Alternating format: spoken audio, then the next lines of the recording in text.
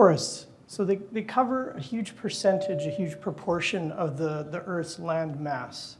And they come in all manner of shapes and sizes, and they do that in diverse ways, and they are shaped by the terrain beneath them, by the climatic conditions above them, and also by the myriad of living things that are inhabiting them. They're dynamic places. They do not stay the same, even though it might appear sometimes that they are.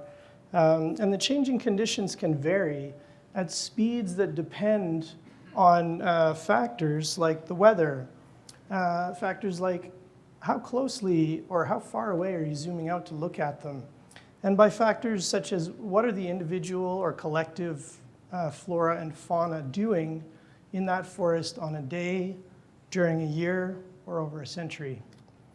So we want to think about these dynamic interactions a little bit more, because as it turns out, not only are the conditions in which the forest grows affecting the forest and how it grows, the forests are also reciprocating and affecting the conditions at small to very large scales. So from how the soil might form under an individual tree to global climatic conditions and everything in between. It's an important factor to consider. So this seemingly kind of endless game, this push and pull, affects the earth and all the living things profoundly. And it's in an unimaginably complex web of interconnection, and in a way that's kind of at the heart of what I want to talk about. So I said that the dynamics can vary with how closely you look, but it also changes with how long do you hold your gaze at that scale. So if you zoom in very closely and watch the patch of shade that a single tree casts, that could be depriving one plant of the photons that it's so craving to photosynthesize. It could also be giving another plant the respite that it wants or needs from the hot sun, and at the same time. That's changing by the hour, by the minute even. Okay, zoom way, way back, and now we see kind of a green blanket covering half a continent. And it might subtly change its color over 1,000 years. It might advance or recede with a glacier over thousands of years. Scale and time and space. Okay, zoom part way back in. Now the green blanket fluctuates its color. It's got some patchiness in a lot of different ways. So you have things like the leaves of deciduous trees change color. They drop on a yearly basis. They grow back the next spring. Insects could kill a patch of forest. It turns gray, dies over years or a decade to regrow and become green again as that space is filled in. And another patch, all the trees disappear in a few weeks as the humans show up with their machines and harvest all the trees, removing them completely off-site to stand them up somewhere else in a much different form. 500,000 soccer fields worth of forest could burn brightly and then turn black in a matter of a few months as a wildfire goes across the landscape. And so this concept of time and space is really important in how we think of forests.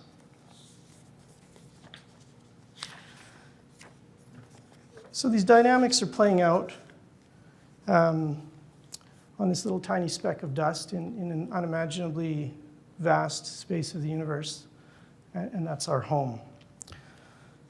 And as a species that evolved to survive and also thrive in forested environments, humans now have this very prominent role in how the forests look and act at a global scale.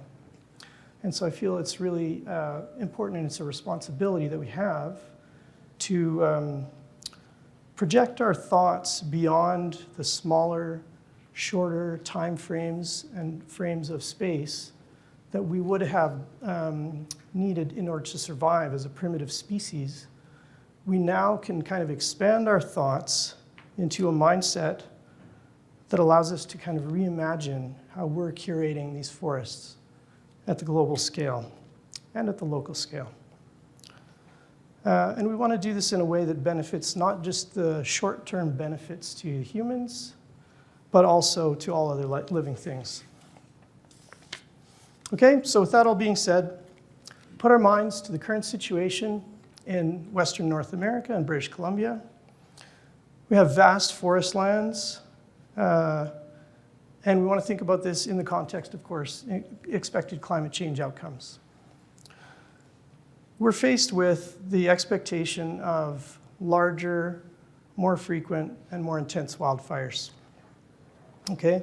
In a landscape that's already facing downward pressure on biodiversity, mostly caused by humans, and with these risks looming large regardless of fires, with our infrastructure being threatened directly and our health potentially being compromised by pervasive smoke, it's arguably potentially the highest priority issue to tackle in our region of the world as far as climate change impacts. It's a tough situation. It's going to require a lot of human ingenuity, hard work, collaboration to overcome for our own benefit, but also for the benefit of the other living things. And we can't sit idly by and watch it as though it's just going down on some Hollywood set. This is our home, right? This is the part where out here everybody's quietly quoting Paul Simon in their head, and they're saying, hey, you know, breakdowns come and breakdowns go, so what are you going to do about it? That's what I'd like to know. And you're looking at me thinking about that, maybe. So some efforts are now underway to tackle some of the most direct threats. One of the common things that we're doing now is looking at strategic areas of forest near communities, tending to thin the forests, reduce the fuels after we do some timber harvests. And this is generally kind of adjacent to our communities, near our critical infrastructure and our homes. The treatments are kind of broadly seen as like one aspect of increasing our resilience to climate change and wildfire in particular. And I tend to agree with this, but I also think it's a little bit of a band-aid solution. We can go treat an area, thin the forest, reduce the wildfire risk, but we can't just leave it alone and expect it to go on its merry way to a state of high biodiversity and low flammability forever. And it's expected that many or most of these places will need to be retreated again, possibly within a decade or a few decades, and likely at the taxpayer's expense. So we can ask ourselves, maybe we can go a step further and create some forest conditions that might benefit humanity and other living things in a more enduring fashion. And so my suggestion is that we explore methods for creating these diverse stands that will not only resist fire, resist burning, but also reward our efforts in some other way. Enter the food forest. So agroforestry, it's kind of the intentional integration of some agricultural elements, usually deciduous trees, shrubs, and such, into a forest setting to provide some environmental and social benefits. This is not a new idea. This is not my idea. I didn't come up with it at all. It's happening all over the world, and it has been for a long, long time. Okay? But right now, it's almost totally absent in British Columbia. We've been concentrating on softwood timber production, and we've been really successful at that, and probably too successful. And now we're reconciling the success of our softwood timber production against a world that seems to have shrunk in size and yet gained in appetite. And so we're going to have to try to resolve this if we want to truly become a sustainable species on Earth. So why could it be a good idea, this agroforestry food forest concept? Well, if we kind of imagine a zone that's near a community acting as a bit of a buffer, where you have a suitable mix of species that are resistant to burning, that are suitable for the climate factors, and which actually produce food, now we can start to see where there might be some benefit.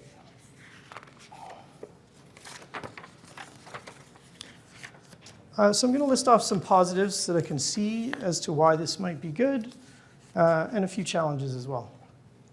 So first, we can achieve some wildfire risk reduction. We'll tend to choose deciduous species that resist burning. You imagine an aspen forest versus a cedar forest. Cedar forest is going to burn much more vigorously than an aspen forest. Think about something like a walnut tree. It's kind of more in line with the aspen forest, not super flammable. We can increase biodiversity. So we want to maintain elements of all the native forest. However, by introducing some other species and by changing the abundance, generally speaking, increasing the deciduous component, we can actually increase the species richness and do something positive for biodiversity. It can represent a sustainable economic development. So we often hear complaints that mechanization is taking away jobs. We don't have enough jobs per cubic meter of timber harvested. We have a need for meaningful employment that's having a net positive impact. Okay, I think this idea fits in well here. This is creating jobs that are having a tangible effect that's putting people in a natural environment, in a healthy place to work. And so the idea is that we can maintain these areas with a net economic benefit rather than having to go back and retreat them on the public's dime every 10, 20, 30 years. You're having some kind of an annual economic return if you can harvest a crop every year. As far as climate change mitigation, we have some reduced wildfire risk. We can also create a net carbon sink in these forests. We have leaf litter that's falling to the forest floor every year, creating a kind of a moisture trap. And we also have shade. So if we were to thin a forest, leave it alone, we now have gaps. The sun can hit the forest floor, warming and drying it potentially. Deciduous trees can provide shade and litter. We can increase food security. COVID kind of showed us the cracks in some of our supply chain issues. Food security can be a real issue for even a wealthy society like ours. And it's potentially another small step towards reconciliation with Indigenous people. First Nations have been practicing different forms of agroforestry for millennia, and trying to harness some of that local ecological knowledge and integrating that can help to return some agency to Indigenous peoples as to how the land is managed and confer those same benefits to their communities. So, challenges. We have to be careful to select the right species, to not go overboard too much in any one place, to make sure we're not introducing invasive species. We have to figure out how to manage the wildlife interactions. We have to ensure that the benefits are well distributed across society and not unequal. And we are currently in a regulatory environment that doesn't really see this. Like I said, it's not really happening in British Columbia at all right now. So these ideas that I'm presenting here in 10 or 15 minutes, whatever it is, they're by no means exhaustive or comprehensive, and they're not a recipe for success in any isolation. We need to have broad collaborations across business sectors, with government, with First Nations, with the public, in order to achieve the best success. And local solutions should be based on local knowledge, local conditions, and just the invitation again to put your mindset in a concept of the scale of time and space that's a little beyond your daily, hourly, or immediate human needs. Put that at the forefront. Thanks.